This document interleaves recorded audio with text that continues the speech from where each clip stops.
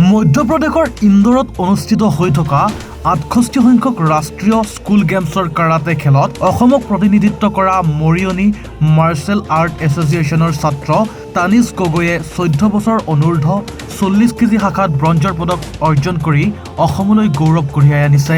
মৰিয়নিৰ নিবাসী তথা মৰিয়নি মাৰ্চেল আৰ্ট এছ'চিয়েশ্যনৰ মুখ্য প্ৰশিক্ষক ত্ৰিদীপ গগৈ আৰু কস্তুৰী আগৰৱাল একমাত্ৰ পুত্ৰ তানিছ গগৈ।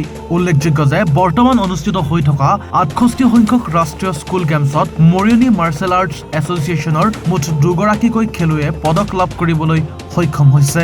ইয়াৰ পূৰ্বে মৰিয়নি মাৰ্চেল আৰ্ট এছ'চিয়েশ্যনৰ ছাত্ৰী সুনয়না গগৈয়ে ১৪ বছৰ অনূৰ্ধ্ব ৩৪ কেজি শাখাত ব্ৰঞ্জৰ পদক লাভ কৰিবলৈ সক্ষম হৈছে। মৰিয়নি মাৰ্চেল আৰ্ট এছ'চিয়েশ্যনৰ ২গৰাকীকৈ খেলুৱৈৰ এই সাফল্যত এতিয়া উৎফুল্লিত হৈ পৰিছে সমগ্ৰ মৰিয়নিৰ লগতে ৰাজ্যবাসী।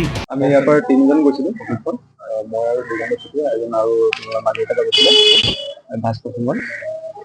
আমাৰ ২৯ নৱেম্বৰৰ পৰা ১ ডিচেম্বৰলৈ আমাৰ আন্তঃৰাষ্ট্ৰীয় প্ৰশিক্ষণ হৈছিলে, ছেমিনাৰ হেৰি হৈছিলে কাৰাটে। তাতে আমাৰ ধেমাজি ৩টা ক্লাবৰ পৰা গৈছিলে, ১৮টা পাৰ্টিচিপেট হৈছিলে ২০জন, ১৮টা আমাৰ হেৰি আহিছে মেডেল আহিছে। গ'ল্ড আহিছে আপোনাৰ 11টা, চিলভাৰ আহিছে 8টা আৰু ব্ৰঞ্জ আহিছে 8টা। হয়, ঠিক আছে। খেলবোৰ আপোনাৰ কেটেগৰী হিচাপত হৈছিলে, আপোনাৰ 7খন হেৰিয়ৰ ভিতৰত হৈছিলে, মানে নেশ্যনেল দেশৰ ভিতৰত হৈছিলে আৰু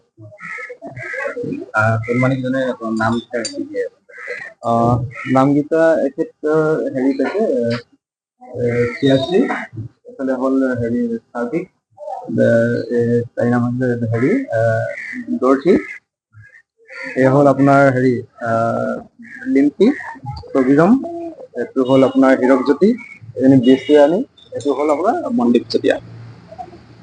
কেনেকুৱা অনুভৱ হৈছে? অনুভৱটো বহুত ভাল হৈছে, বহুত ভাল অনুভৱ। আৰু আগন্তুক এনেকে খেলবোৰ আৰু হ'ব বুলি মই ভাল হেৰি কৰিছোঁ, আশা কৰিছোঁ। জ্ঞাপন কৰিছোঁ। আমি খেলুৱৈসকল আছে, প্ৰথম সন্মানী এজনৰ পৰা আমি জানিবলৈ চেষ্টা কৰিছোঁ।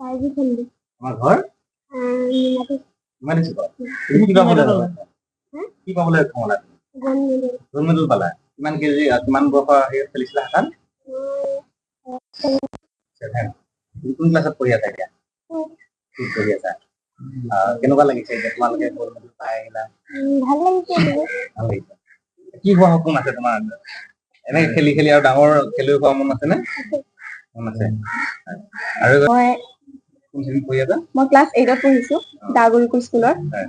আৰু বহুত ভাল লাগিছে, মানে ইণ্টাৰনেশ্যনেল খেলিব গৈছোঁ আৰু প্ৰথমবাৰ ইণ্টাৰনেশ্যনেল খেলিব গৈছিলোঁ। বহুত ভয়ো লাগিছিলে, কি হ'ব কেনেকুৱা হ'ব, কিন্তু বহুত ভাল লাগিছে। তুমি কি পদক পালা?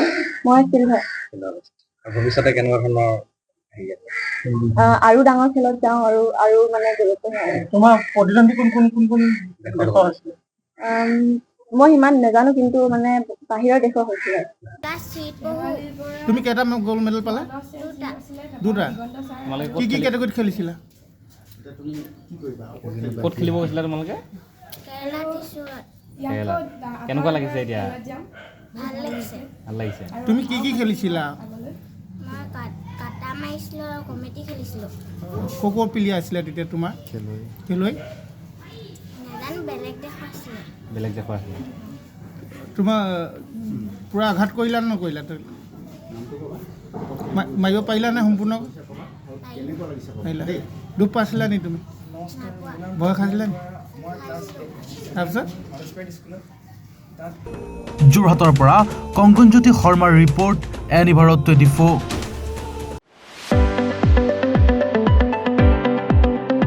ৰঙাপাৰাবাসীৰ বাবে সুখবৰ।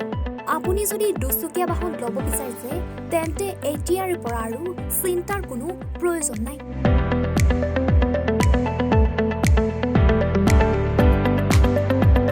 আপুনিও আহিব পাৰে DBP এছ'চিয়েটলৈ, বাজাজ টু হুইলাৰ ডিলাৰ।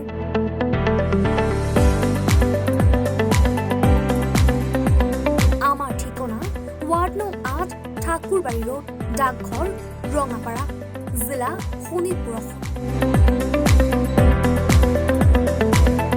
আমাৰ যোগাযোগৰ নম্বৰ 9435707133 9707967285285